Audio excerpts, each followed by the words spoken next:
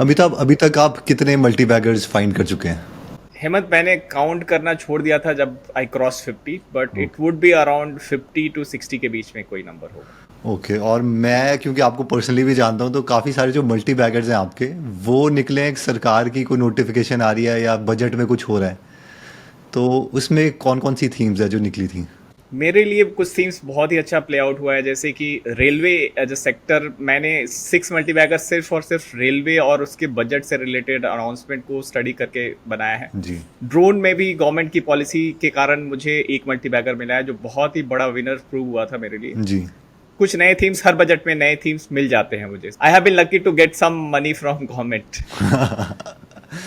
अमिताभ, आप ये बता सकते हो कि जो आपका प्रोसेस है सारे मल्टीबैगर्स फाइंड करने का, क्योंकि बजट वगैरह हम भी देखते हैं, तो वो क्या है ताकि उससे कुछ वैल्यू मिले हमारे व्यूअर्स को? मैं एक 6 स्टेप प्रोसेस रन करता हूँ। तो पहला स्टेप जो सबसे इम्पोर्टेंट है वो स्क्रीनिंग का होता है। सबसे पहले स्क्रीनिंग आप कैसे करते हैं, स्टॉक आपके पास जो फनेल आपका है वो कैसे बिल्ड होता है, वो एक इम्पोर्टेंट स्टेप है। मैं सरकार से रिलेटेड स्टॉक्स में कैसे पैसे बनाता हूँ, तो सबका अपना एक प्रोसेस हो सकता है कि कोई टेक्नोलॉजी स्टॉक्स में पैसे बना रहा है, कोई गवर्नमेंट फोकस स्टॉक्स में पैसे बना रहा है, कोई इंफ्रास्ट्रक्चर रिलेटेड स्टॉक्स में पैसे बना रहा है। तो वो स्क्रीनिंग एक अपना प्रोसेस सबका अलग होता है। मैं अपने प्रोसेस के बारे में बात करूं तो रेलवे की मैंने जैसे आपको एग्जांपल दिया था कि कुछ ऐसे बिजनेसेस को मैंने देखा था जो कि रेलवे से बहुत ही ज्यादा लिंक थी उनके फ्यूचर्स। स्टेप 1 इज कि उसका नाम कैसे पता चले कि कौन से स्टॉक के बारे में डिटेल में जाना है। तो सबसे इंपॉर्टेंट चीज ये है कि हमें एक ऐसा सेक्टर है जो मार्केट ने नेग्लेक्ट किया हो, कि आपके पास बहुत सारे ऑप्शन हैं। मैंने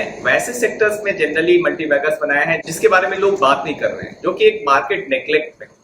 तो यूजुअली हम स्टॉक मार्केट में जो लोग हैं वो फैंसी सेक्टर्स को बहुत जल्दी आइडेंटिफाई कर सकते हैं कि जो एफएमसीजी एक समय फैंसी था, फार्मा फैंसी था, बट मैंने ऐसे सेक्टर को पिक किया जिसमें 10x टाइप के रिटर्न बने, जहां पे कोई बात नहीं कर रहा था। Market was totally ignoring that sector, and that sector was railway for me. तो रेलवे में दो सेगमेंट होता है, एक पैसेंजर जिसके बारे में हम सब जानते हैं, और दूसरा होता है फ्रेट, जिसमें जिसे मालगाड़ी कह सकते हैं। तो मालगाड़ी वाला जो सेगमेंट है, मालगाड़ी जो है वो वैगन से बनी होती है। बहुत सारे वैगन का सीक्वेंस ही मालगाड़ी कहलाता है, या फ्रेट ट्रेन जिसे हम कहते हैं। आज से 3 साल पहले की अगर हम स्टैटिस्टिक देखेंगे तो गवर्नमेंट जो है वो वैगन मैन्युफैक्चरर को बहुत ही कम ऑर्डर दे रही थी।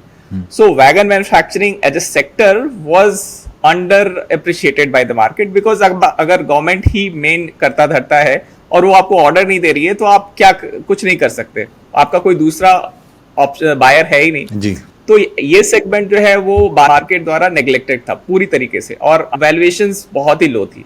और उस सेगमेंट में एक जो न्यूज जिसने मेरा ध्यान अट्रैक्ट किया, वो न्यूज आया मई 2022 में। ओके। मई 2022 में इंडियन रेलवे ने ऑल ऑफ ए सडन कहा कि हम लोग 24,000 वैगन खरीदेंगे इस साल। ओके। और 24,000 का नंबर जो है ना वो बहुत ही बड़ा है। क्यों? क्योंकि उसके पहले हिस्टोरिकली मैंने स्टडी किया उस समय कि 10,000 से ज्यादा किसी साल उन्होंने ऑर्डर नहीं दिया था। तो ऑन एन एवरेज 2021, 2020 और उसके पहले भी 8,000 to 10,000 का वैगन का ऑर्डर आ रहा था। और all of a sudden government एक दिन बोलती है कि नहीं, हमें 24,000 वैगन चाहिए विद इन 39 मंथ्स, 2.5 गुना। अब मेरे लिए इंपॉर्टेंट हो जाता है कि कौन सी कंपनी से बेनिफिट होगी, क्योंकि wagon manufacturer will be directly benefited, because wagon का ऑर्डर है तो वैगन मैन्युफैक्चरर। तो ये एक नो ब्रेनर है कि अगर आपने सेक्टर सही आइडेंटिफाई कर लिया, आपने गवर्नमेंट सरकार का ध्यान किस चीज पे है वो अगर आपने गेज आउट कर लिया, तो रेलवे जैसे सेक्टर में बस गिन के 5-6 लोग ही हैं जो कि वैगन बनाते हैं। तो उन 5 में से मुझे स्क्रीन आउट करना था using rest of the steps जो मैं बात करने वाला हूं। तो मेरा पहला प्रोसेस ये हो गया कि मेरे पास 6 स्टॉक्स ही बचे, अगर मैं स्क्रीनिंग आउट पोजीशन की बात करूं तो आई स्टार्टेड विद 6 स्टॉक। उसमें से मुझे आगे कैसे बढ़ना है ये मेरा सेकेंड स्टेप और बाकी के स्टेप्स में क्लियर होता है। जी, अंडरस्टूड। ओके अमिताभ, अभी तक जो मैं ये समझा हूँ कि आपने एक न्यूज़ देखी जिसमें आपको ये पता चला कि 10,000 वैगन्स का जो ऑर्डर था वो सरकार देती थी, अब उन्होंने वो 24,000 कर दिया, जो कि 2.5 गुना है। यानी कि अब जो कंपनीज है जिनको फ़ायदा होने वाला है उनके नाम आपको पता चल गए, और ये पता चल गया कि ये कंपनियां जो हैं अब ज़्यादा अर्न करेगी क्योंकि कमाई ज़्यादा होगी, क्योंकि ऑर्डर मिले। तो ये आपने कर दिया, इसके बाद जो आपका सेकंड स्टेप है वो क्या आता है? सो सेकंड स्टेप जो आता है वो बिजनेस को लेकर के आता है कि जो बिजनेस है उसमें कोई कॉम्पिटिटिव एडवांटेज है या नहीं, कि ऐसा तो नहीं है कि कोई भी कंपनी जिसे ये अपॉर्चुनिटी पता चली, सपोज रेलवे की मैं बात कर रहा हूँ कि 78,000 करोड़ का ऑर्डर मिलने वाला था जी, अक्रॉस 5-6 कंपनीज, क्या ऐसा हो सकता है कि कोई सातवीं कंपनी रिलायंस या जेएसडब्ल्यू जिनके पास बहुत पैसे हैं, या कोई जीएमआर जो बहुत बड़ी कॉन्ग्लोमरेट है, क्या ये कंपनी अगले दिन या अगले टेंडर में आकर के पार्टिसिपेट कर सकती है?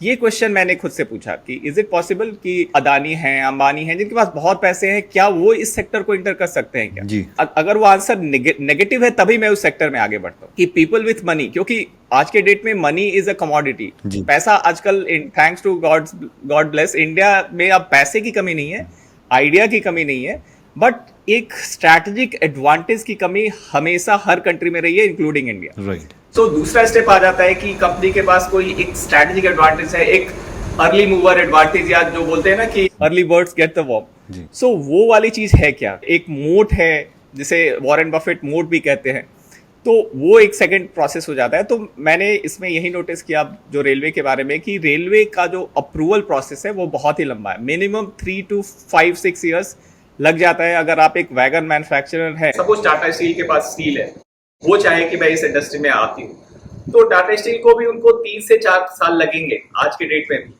या जेएसपीएल है, जिंदल स्टील है, जेएसडब्ल्यू है, उनको भी, हालांकि वो उनकी मेटल की एक्सपर्टीज है, उनको भी 3 से 4 साल मिनिमम लगेंगे। और मेरे पास जो ऑर्डर जो मैंने बताया वो 3 साल का था, तो मैं 3 साल के लिए तो फोकस्ड हूँ कि मुझे कोई नहीं आ सकता इस मार्केट में, और इसमें बस 6 लोगों का ही पूल है, 6 कंपनियां ही हैं।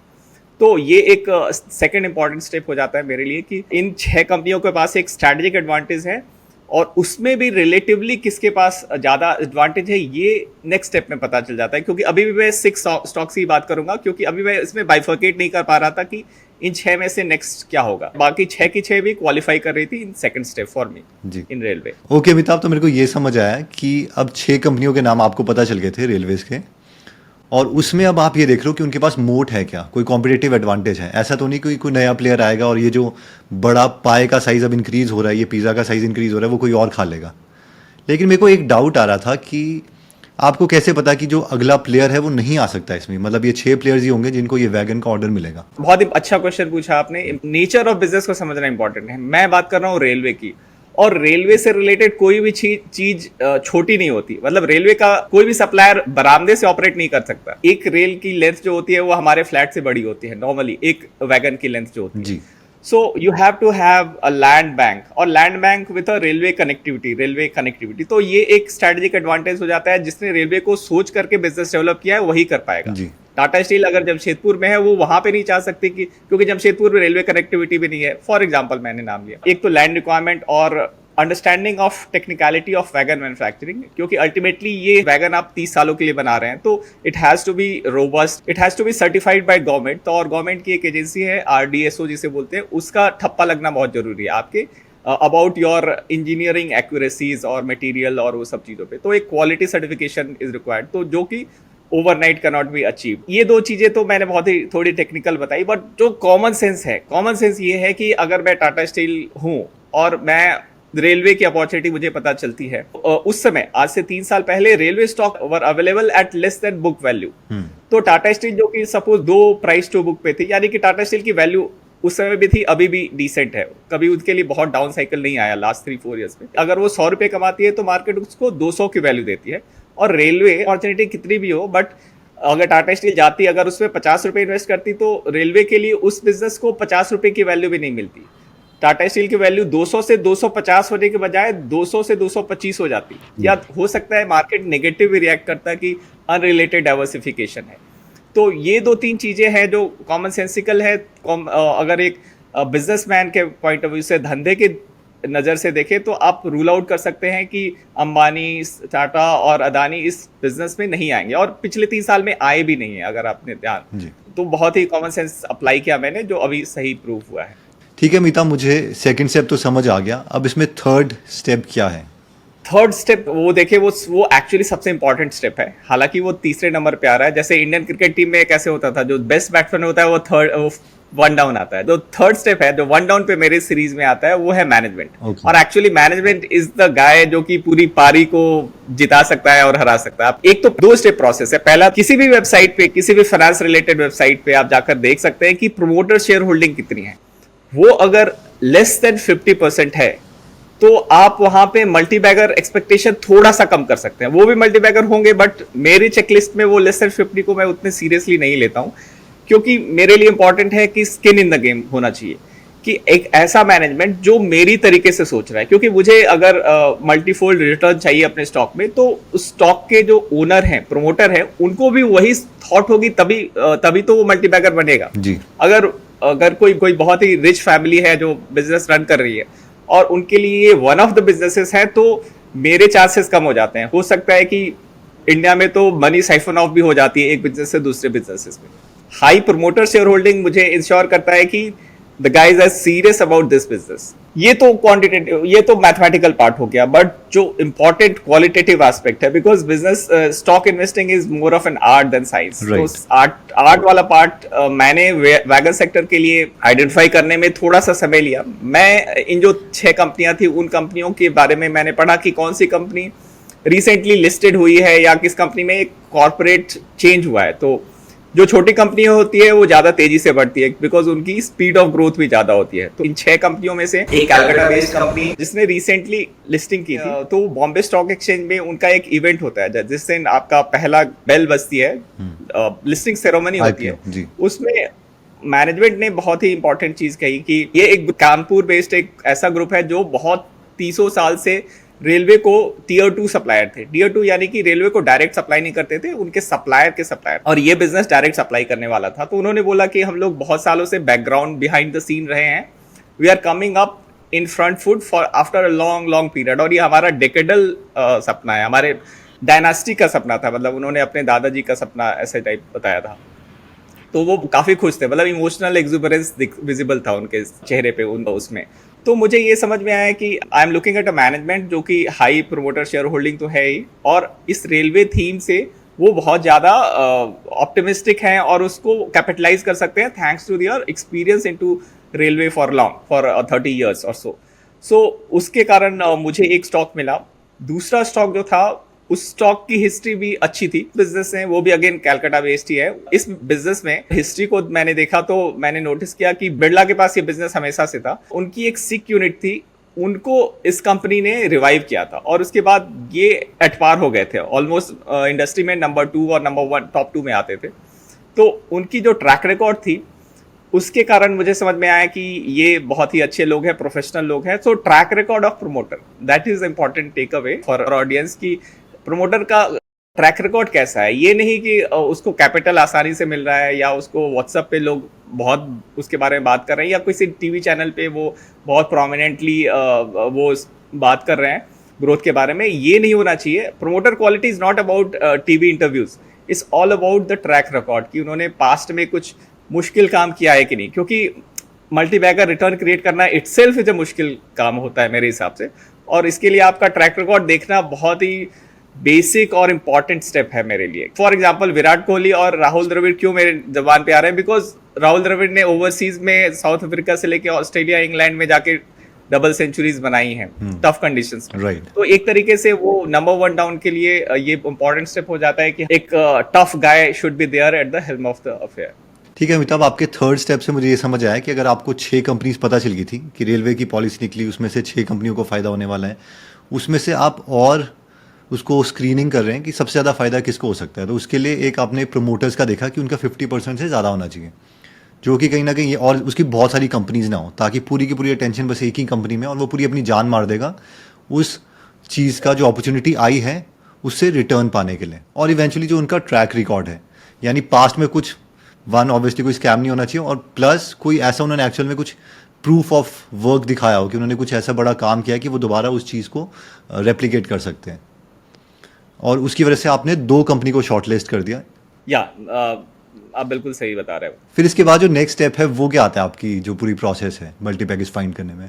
अब हम लोगों ने एक नया चैनल मेंबरशिप स्टार्ट किया है। 2 तरीके के मेंबरशिप होंगे, पहला साधन प्रो एंड सेकंड इज साधन प्राइम। 1 वीडियोस होंगे हर एक महीने में। मेंबर्स ओनली वीडियोस जो होंगे वो डीप एनालिसिस पेस्ट होंगे, उस पे हम लोग जो रिसर्च करते हैं वो आपके साथ शेयर करेंगे, और बहुत बार जो एनालिसिस होगी वो मेरे पोर्टफोलियो से रिलेटेड स्टॉक्स के बारे में हो सकती है, and this would be for learning purpose all. Month में 4 कम्युनिटी पोस्ट होंगे जो कि काफी एक्शन ओरिएंटेड होंगे। अब बात करते हैं साधन प्राइम की। तो जो साधन प्रो में जो बेनिफिट मैंने बताए वो सारे इसमें इंक्लूडेड हैं।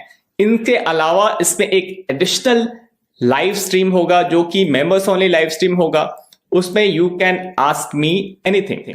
इस एएमए सेशन के थ्रू आप मेरे से जो भी डाउट है वो पूछ सकते हैं। इस लाइव स्ट्रीम के थ्रू साधन कम्युनिटी डेवलप होगी। Idea is to educate more and more in a shorter format which is monthly membership. So membership को ज्वाइन करने के लिए आपको सब्सक्राइब का आइकन है, उसके बगल में ज्वाइन का ऑप्शन मिल रहा है, आप वहां जाकर के ज्वाइन पे क्लिक करेंगे, you will get the options. हाँ, सो उसके बाद आता है कि जैसे क्रिकेट में होता है कि अगर class is permanent but form is also important. मतलब लोग बोलते हैं कि फॉर्म में अगर नहीं है तो आप सचिन भी बहुत बार आउट हुए हैं जब उनको परफॉर्म करना था, तो फॉर्म में होना बहुत जरूरी है। सो फॉर्म का यहाँ पे अगर हम मेटाफर ले तो फॉर्म का मेटाफर अगर इस बिजनेस एनालिसिस के पॉइंट ऑफ व्यू से ले तो वो है कैपिटल एलोकेशन स्ट्रेटजी। अब ये बहुत बड़ा हार्ड वर्ड नहीं है। कैपिटल एलोकेशन क्या होता है कि आपके पास 100 रुपये बच जाते हैं। सपोज आपने सैलरी, आपकी अगर 30,000 की सैलरी है, आप 15,000 खर्च करते हो या 20,000 खर्च करते हो, 10,000 आपके पास बचते हैं, तो आप उसको 10,000 को कहाँ डालते हो? अगर उस 10,000 को आपने अपने सेल्फ लर्निंग में डाला, फॉर एग्जाम्पल मैं बोलता हूँ, अगर आपने 500 का कोर्स ही कर लिया सीखने के लिए, अपने इंप्रूवमेंट के लिए, तो that is a good example of capital allocation as per me. People can have a different opinion about it, but this is an example of capital allocation. तो मैं ऐसे बिजनेस को प्रेफर करता हूँ जिसमें जो प्रोमोटर है उसमें वो नैक हो कि कहाँ पे इन्वेस्ट करना है। अल्टीमेटली मैं तो इन्वेस्टर हूँ, मैं तो अपने ड्राइंग रूम में बैठ करके लैपटॉप पे रिसर्च कर रहा हूँ। वैगन तो किसी और को बनाना है, या फिर वैगन कहाँ डालना है, कहाँ पे प्लांट डालना है, या रेलवे से लाइज करना है, या किस लोकेशन में प्लांट डालना है, कहाँ एक्सपोर्ट करना है, ये सब चीजें तो कोई प्रमोटर जो है वही डिसाइड करने वाला है। और उसके पास मैं अपना पैसा दे रहा हूँ एक तरीके से। When I buy a stock, मेरा पैसा इनडायरेक्टली उनके पास ट्रांसफर हो रहा है। तो उसके बाद वो उस कैपिटल को कैसे यूज कर रहे हैं, वो कैपिटल एलोकेशन स्ट्रेटजी हो जाती है। सो इन जो 3-4 रेलवे स्टॉक्स को जो मैंने शॉर्टलिस्ट किया, अब उसमें ये जो थोड़ा सा आर्ट वाला पार्ट हो जाता है, ये बहुत साइंटिफिक नहीं है कि आप कैसे एक कैपिटल एलोकेटर को आइडेंटिफाई करते हो। तो उसमें एक जो चीज हेल्प करती है वो है पैटर्न रिकॉग्निशन। पैटर्न रिकॉग्निशन की आप मेथड इन मैडनेस समझो, क्योंकि अब ये इस लाइक कि अब सचिन या विराट कोहली हैं, अब कोई बोलेगा कि नहीं सचिन का स्टेट ड्राइव सबसे अच्छा है इसीलिए वो वर्ल्ड के बेस्ट बैट्समैन। ये साइंस नहीं है, ये आर्ट है। ये कोई किसी को स्टेट ड्राइव अच्छा लगता है, किसी को स्क्वायर कट अच्छा लगता है, तो वो उसके बारे में बात करेगा। और ये पैटर्न रिकॉग्निशन है, मतलब कि कोई जो पहली बार सचिन को बैटिंग करते हुआ देख रहा है वो नहीं कह सकता कि ये इसकी स्टेट ड्राइव बहुत अच्छी है या हुक शॉट रोहित शर्मा अच्छा लगा रहा है। उसको देखना पड़ेगा। अगर रोहित शर्मा के 5 गेम को देखेगा तब वो समझ में आएगा कि हाँ ये तो बहुत अच्छे सिक्सर लगा सकता है, हुक शॉट बहुत अच्छी है, और या पुल अच्छा करते हैं। तो ऐसे ही मैंने उन कंपनी की 10 सालों की, जो भी 6-7 सालों की एनुअल रिपोर्ट को पढ़ा, और मैंने नोटिस किया कि इनमें से एक कंपनी जो थी उनका मेथड इन मैडनेस ये था कि वो फॉरेन कोलैबोरेशन कर रहे थे। और फॉरेन कोलैबोरेशन में अब आप विदेश से किसी कंपनी के पास जाते हो कि आप मेरे साथ ज्वाइंट वेंचर करो, तो आपके पास 2 चीजें तो होनी चाहिए, मतलब कुछ तो होना चाहिए यूनिक जो सिर्फ आप दे सकते हो। Otherwise he will prefer Adani over you, right? वही पहला वाला सवाल खड़ा हो जाता है कि कोई टाटा स्टील से क्यों ना करे, आपसे क्यों करे। सो अगेन आंसर इसका वहीं पे आ रहा है कि लैंड से रिलेटेड इसका आंसर है। रेलवे में लैंड बहुत इंपॉर्टेंट है, ये आपको इस स्टेप में पता चल जाएगा कि मैंने जो मैनेजमेंट को पिक किया उसका मैंने देखा कि उनकी ट्रिक क्या है, बिजनेस सीक्रेट सॉस जो कहते हैं, वो ये था कि उसने एक रिसेंटली बैंकरप्ट हुई कंपनी को अक्वायर किया जिसके पास बहुत लैंड था और रेलवे कनेक्टेड लैंड था, और एकड़ में 100 एकड़ 200 एकड़ से ज़्यादा की लैंड। और फॉरेन कंपनीज को क्या चाहिए, उनके पास टेक्नोलॉजी होती है। अगर मैं यूरोपियन कंपनीज की बात करूँ तो टेक उनके पास है, उनको इंडिया में एंट्री चाहिए। जब उन्हें भी पता है कि 24,000 वैगन के ऑर्डर आए, उन्हें भी पता है, तो वो भी इंडिया में देखेंगे कि इंडिया में किसके साथ वेंचर करना है। तो अगर ये कंपनी क्या कर रही थी कि इन्होंने एक 6 यूनिट सस्ते में खरीद ली थी, लैंड जिसके पास था, तो देवर saying कि you can come and invest, come and put up our plant, will put up a plant in this land, so I will give you land, you give me technology, I'll give you access to Indian Railway, and then we can do business together. तो ये capital light allocation, मतलब इसमें capital इनका ज़्यादा नहीं लगा। इन्होंने एक सस्ते में एक कंपनी खरीदी जिसके पास लैंड था, तो कैपिटल जो है वो ज़्यादा उन्होंने रेज नहीं किया मार्केट से शुरुआत में, और ग्रोथ उनको मिल गया। तो ये एक बहुत ही अच्छा कैपिटल एलोकेशन का एग्जांपल हुआ मेरे हिसाब से। इसलिए एक कंपनी ने इसी टेक्निक को, हालांकि दोनों कंपनियों ने फॉरेन कोलैबोरेशन किया हुआ है जिसके बारे में मैं बात कर रहा हूँ। दोनों कंपनियों ने फॉरेन टेक्नोलॉजी लाई, किसी ने इटली से लाया, किसी ने स्लोवाकिया से लाया। तो जहाँ से भी या यूक्रेन में भी क्राइसिस हो रही थी तो उसका भी फ़ायदा इन लोगों ने उठाया है, because Ukraine was a hub for railway wagon. तो वहाँ पे यूक्रेन में भी सप्लाई चेन डिस्ट्रप्शन हुई, तो इन दोनों कंपनियों को एडिशनल फ़ायदा हो गया कि एक्सपोर्ट मार्केट इनके लिए खुल गया, बिकॉज इनके टेक्नोलॉजी पार्टनर्स वहाँ पे अवेलेबल है। सो इस लाइक कि वो बोलते हैं ना कि हिम्मते मर्दा तो मद्दे खुदाए। तो उन्होंने एक प्लेसमेंट कर रखी थी पहले से कि हम लोग उन्होंने जॉइंट वेंचर कर रखी थी।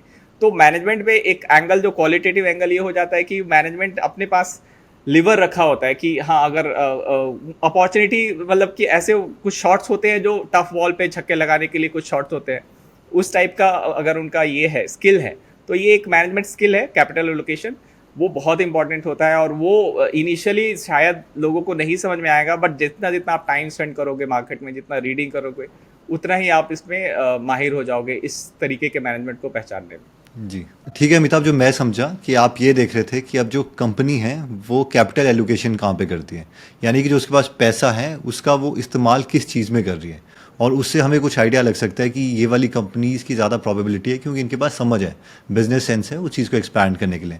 तो जो आपने शॉर्ट लिस्ट करी उसमें से आपने देखा कि एक कंपनी जो है वो और कंपनीज़ को खरीद के, बैंकरप्ट कंपनीज़ को खरीद के वो लैंड ले रही है, क्योंकि इस ऑर्डर को पूरा करने के लिए जो वैगन्स आ रहे हैं उनके पास, उनको पूरा करने के लिए उनको लैंड चाहिए था, और वो भी रेलवे लाइंस के पास चाहिए था। तो वो आपका कुछ ट्रिगर बन गया कि हाँ, ये वाली जो कंपनी है वो और ज़्यादा प्रोबेबिलिटी है कि ये मल्टी बैगर जो है वो बना सकती है। Yes, rightly so. और उन लैंड का कॉस्ट उन्होंने बहुत कम पे किया था। तो वो वो भी एक जो धन्य की फ्रूगैलिटी है बात वो भी दिखाता है कि जो इनकी बिजनेस सेंस है वो बहुत ही ज़्यादा अच्छी है। अमिताभ, ये बहुत इंटरेस्टिंग पॉइंट था। अब जो नेक्स्ट पॉइंट है आपका वो क्या है? This is the last step. It's called degree of operating leverage. Ji This is the secret sauce of Sadhan investment philosophy. Sadhan जो uniqueness होती है, what differentiate our investment philosophy from others is this degree of operating leverage. बहुत कम लोग इसके बारे में बात करते हैं। बहुत ही सिंपल सा एग्जांपल है ये डिग्री ऑफ ऑपरेटिंग लेवरेज होता क्या है। ऑपरेटिंग लेवरेज यानी कि एग्जांपल्स ले लेते हैं, बहुत ही इजी होगा आपके लिए समझना कि अगर मैं एक यूट्यूबर हूँ और मैं यूट्यूबर हूँ, तो मुझे पता है कि 1 लाख रुपए तो फिक्स कॉस्ट होते हैं, क्योंकि एक लैपटॉप चाहिए, एक अच्छा माइक्रोफोन चाहिए, एक ढंग का कैमरा आपको चाहिए to become a decent YouTuber. Right. तो 1 लाख तो मेरा फिक्स कॉस्ट हो गया। और अगर मैं और भी उस पर कुछ और खर्च करना चाहता हूँ कि एक वीडियो पे अगर मैं एडिटिंग करवाता हूँ अच्छी, तो 5,000 का कॉस्ट आ जाता है। जी। तो एक वीडियो, ढंग का वीडियो बनाने के लिए मेरा जो टोटल कॉस्ट हुआ 1 लाख प्लस 5,000। पहली वीडियो के लिए पहली वीडियो बनाने का कॉस्ट मेरा 1,05,000 हुआ। लेकिन अगर मैं उसके बाद अच्छा आइडिया आ गया तो मैं दूसरा वीडियो अगर बनाऊं तो उसका मुझे एडिशनल कॉस्ट होगा, वो सिर्फ और सिर्फ एडिटिंग में जाएगी। जी। तो मेरी कॉस्ट जो हो गई वो 1,10,000 हो गई। जी। और मेरा प्रॉफिट जो अगर उस पर अगर मैं मोनेटाइज कर पाता हूँ तो मेरी प्रॉफिट जो है वो डबल हो जाएगी। जबकि कॉस्ट मेरा 5% ही बढ़ा, 1 लाख में 5,000 एडिशनल कॉस्ट हुआ, बट मेरी प्रॉफिटेबिलिटी डबल हो गई। सो 5,000 वर्सेस 1 लाख। तो आप देख रहे हो कि आपने 5% एडिशनल खर्चा किया, बट प्रॉफिटेबिलिटी आपकी 100% से बढ़ गई। जी। यही होता है operating leverage. So coming to the point of Indian railway, तो इंडियन रेलवे हमें क्या बता रही है? सरकार को मैं ट्रैक क्यों कर रहा था कि सरकार बस ये बता रही थी कि मैं इस वैगन मैन्युफैक्चरर्स को बिजनेस देने वाली हूँ, 24,000 वैगन बनाएगा और 7,600 करोड़ की रेवेन्यू एडिशन होगी इन 5-6 प्लेयर्स में, इतना मुझे पता है। बट एज ए इन्वेस्टर हमारा ये एफर्ट रहना चाहिए कि हम उनमें से ऐसी कंपनी को ढूंढें जो कि इस टॉप लाइन का, उस टॉप लाइन ग्रोथ हर 6 कंपनी में होगा, क्योंकि सब लोगों के पास इक्वल राइट है, बट वो ऑर्डर विन करेंगे, बट उसको वो प्रॉफिट में कौन सबसे ज़्यादा अच्छे तरीके से कन्वर्ट कर पाता है। तो मुनाफे में जो जीतेगा वही विनर है अल्टीमेटली। ये रेस जो है वो टॉप लाइन ग्रोथ की रेस नहीं है मेरे लिए पर्सनली। तो टॉप लाइन ग्रोथ तो ठीक है, मैं वो top line growth is a criteria, but bottom line growth is the central point. It is the holy grail of finding multi-baggers. ठीक है, आई थिंक मैं ये समझ गया कि जो डिग्री ऑफ ऑपरेटिंग लेवरेज है, जैसे कि आपने यूट्यूब का एग्जांपल दिया कि पहली वीडियो बनाने के लिए 1 लाख रुपए, जो कि लैपटॉप, इंटरनेट और माइक वगैरह इन सब के लिए चाहिए थी, कैमरा वगैरह, वो तो फिक्स थी। तो 1 लाख प्लस 5,000 रुपये हमें चाहिए थी। अगली वीडियो के लिए हर बार हमें सिर्फ 5,000 चाहिए। तो उसको आपने रिलेट किया जो कंपनीज हैं रेलवेज उनके साथ, कि जो ऑर्डर तो सबको मिल रहा है, मान लीजिए 6 की 6 कंपनीज को ऑर्डर मिल जाता है और ये सब वैगन्स बनाती है और ये धंधा ज़्यादा करेगी, तो जो टॉप लाइन है वो ज़्यादा धंधा करेगी। लेकिन मुनाफा किसका ज़्यादा होगा? क्योंकि इवेंचुअली जो कंपनी सबसे ज़्यादा अर्न करेगी वो ही सबसे ज़्यादा उसका शेयर प्राइस बढ़ने की प्रोबेबिलिटी है, क्योंकि जो price of share equal to PE into earning, तो अर्निंग एक बहुत बड़ा फैक्टर है। तो यहाँ से आप ये जो चीज़ है कि ऊपर वाले का धंधा नहीं है कि सबने 1-1 करोड़ का धंधा किया, लेकिन एक्चुअल में 1 करोड़ में से उनके पास कितना पैसा बचा, वो आपने सबसे इंपॉर्टेंट फैक्टर माना। अमिताभ, लेकिन ये आपको कैसे पता चला कि इन 6 कंपनीज में से जो 2 कंपनीज हैं उनका जो ऑपरेटिंग लेवरेज है वो ज़्यादा है बाकी 4 कंपनीज के कंपैरेटिवली?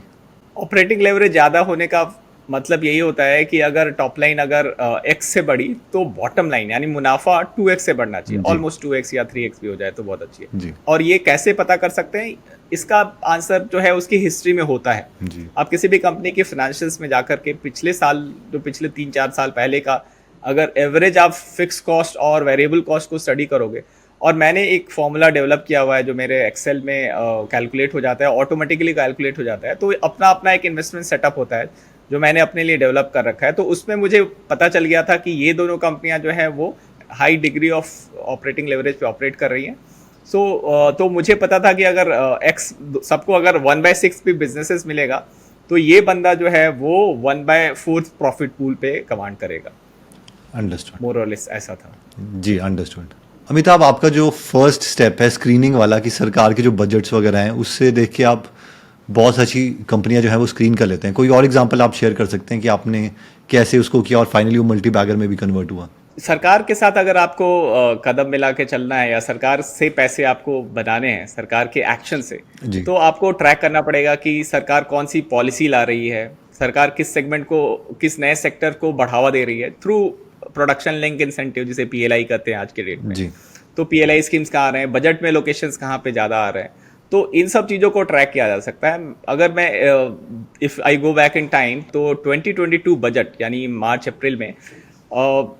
अप्रैल में की बजट की हाईलाइट ये थी कि for the first time, may be पहले भी किया हो, बट गवर्नमेंट ने सनराइज अपॉर्चुनिटीज़ डिफाइन की थी। सनराइज अपॉर्चुनिटीज़ यानी कि सनराइज मतलब जहाँ पे अभी सूरज उगने वाला है, जो कि हर स्टॉक इन्वेस्टर के लिए फेवरेट ट्रैकिंग वर्ड होना चाहिए कि सनराइज अपॉर्चुनिटीज़ क्या है। जी। तो मिसेस सीतारमन ने खुद ही उनके वर्ड्स में सनराइज अपॉर्चुनिटी डिफाइन की थी, सेमीकंडक्टर को, स्पेस इकोनॉमी को और drone and drone related services को की। जो पसंद आया इन तीनों में वो था ड्रोन। तो मैंने ड्रोन पे थोड़ा बैकग्राउंड रिसर्च किया कि ड्रोन पे क्या हो रहा है। तो मैंने देखा कि अगस्त 2021 में एक न्यू ड्रोन पॉलिसी आई हुई है, यानी इंडियन गवर्नमेंट ने बैठ करके ड्रोन पॉलिसी बनाई जो कि सिंप्लीफिकेशन था। पहले ड्रोन रन करने के लिए आपको बहुत सारे अप्रूवल लगते थे, 15 अप्रूवल लगते थे, उनको उन्होंने हटा के सिर्फ 3 अप्रूवल कर दिया। तो बहुत ही सिंप्लीफाई कर दिया, यानी कि गवर्नमेंट चाहती है कि ड्रोन बने। और बजट में भी उन्होंने ड्रोन एज अ सर्विस की बात की थी, किसान ड्रोन की बात की थी, एग्रीकल्चरल ड्रोन, और ड्रोन उसमें पॉपुलर हो भी रहा था। सो ड्रोन वर्ड को मैंने जब पिक किया और उसके बाद फिर मैंने देखा कि उसके 2 महीने बाद सितंबर 2021 में गवर्नमेंट ने PLI भी अनाउंस की हुई थी। और PLI के डॉक्यूमेंट को मैंने पढ़ा तो नोटिस किया कि उस समय ड्रोन इंडस्ट्री इंडिया में सिर्फ 60 करोड़ की थी और गवर्नमेंट चाह रही थी कि ये नंबर FY24 तक बढ़ के 900 करोड़ हो। सो 60 करोड़ से 900 करोड़ यानी 15x इन 3 years। तो आप कैगर कैलकुलेट भी नहीं कर सकते, इतना बड़ा नंबर है। हाँ।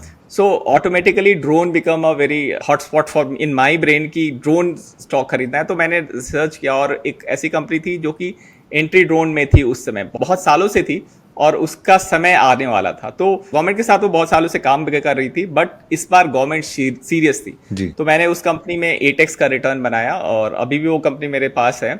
So this is an perfect example जहाँ पे हम गवर्नमेंट के साथ आइडिया जनरेशन कर रहे हैं और उनकी पॉलिसीज को समझ के और बजट में लोकेशन को देख करके एक्ट करते हैं।